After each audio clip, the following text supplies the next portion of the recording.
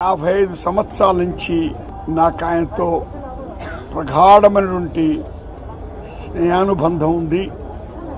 సమాజంలో మార్పు నిలబడ్డాడు. ఆయన తెలుగు భాషలో పుట్టిన అందరికంటే పెద్ద భావకవి అని చెప్పొచ్చు. కానీ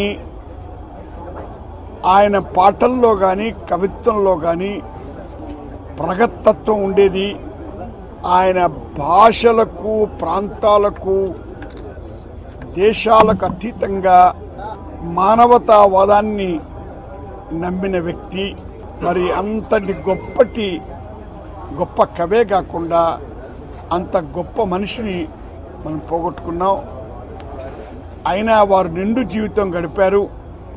వారి జీవితం గురించి మనం కొంత స్ఫూర్తి పొందవలసిన అవసరం ఉంది.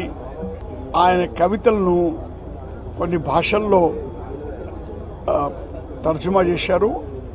ఇంకా తర్జుమా చేయాల్సిన అవసరం ఉంది. ఇంగ్లీష్లో కూడా చేశారు. ఇంకింత చేయాల్సిన అవసరం ఉంది. ఈ చొరవను ప్రభుత్వం తీసుకుని చెప్పి నమ్ముతున్నాను.